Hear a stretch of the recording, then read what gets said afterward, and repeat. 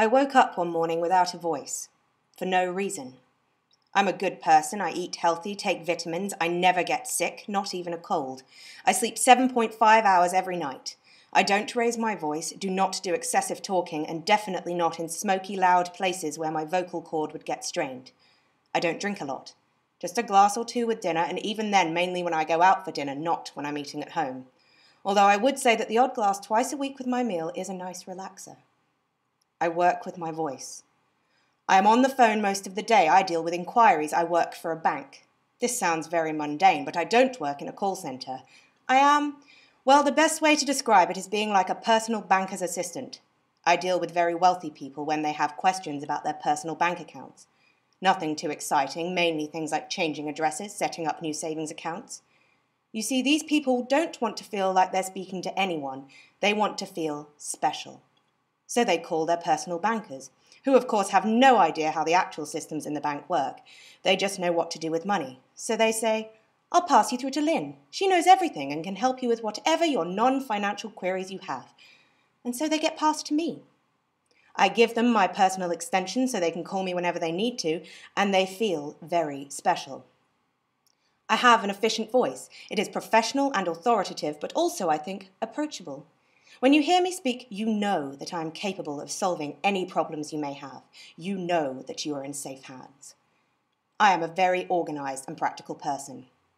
This comes across through my pitch and my intonation. My clients often ask me my opinions on films or books when we're waiting for the system to load new information. They never flirt with me, but they know how I think. This is because I give them a strong sense of intelligence and thoughtfulness. When I woke up that morning without my voice, I stopped and thought, but my thoughts were useless. I wrote an email to my supervisor to tell him I was ill. He was surprised. This was my first sick day in the 5 years I had been there, but I couldn't express to him my own surprise and shock as the words on the page don't have the same effect. So I just said I was allowed to be sick, then worried that that sounded rude. He of course apologized and thought he had offended me. It was all wrong. I then went to the butcher's to get some meat. I thought a dose of protein might help the situation, but when I got there, I couldn't ask for what I wanted. I couldn't explain. My hands pointed, but my body didn't know how to react to being used for something other than practical tasks. So I gave up and went home and ordered food online. It came the next morning, but it was awful. I like to choose what I get. I want to know exactly what I'm putting into my body. I would never have chosen that cut of lamb, that piece of lettuce, that slice of cheese.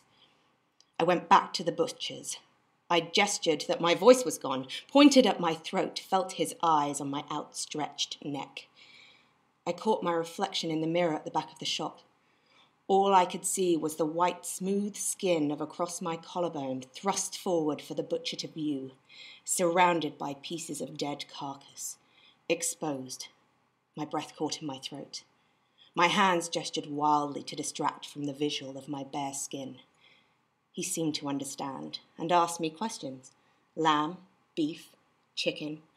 While I shook my head, gave the thumbs up, pointed, showed size through the between my hands and bit my lip in frustration and then in joy for being able to get exactly what I wanted. Next was the vegetable shop.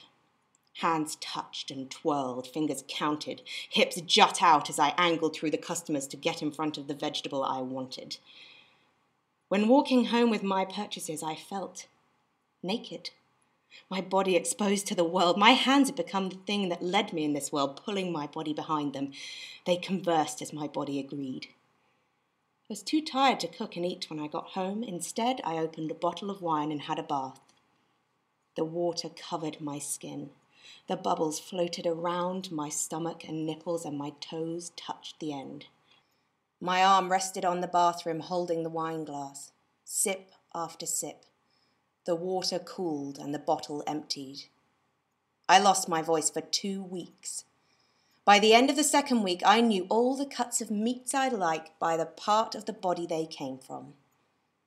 On the Sunday, I pointed out lamb. I then gestured to my thigh. I had roast leg of lamb with homemade mint sauce and another whole bottle of wine.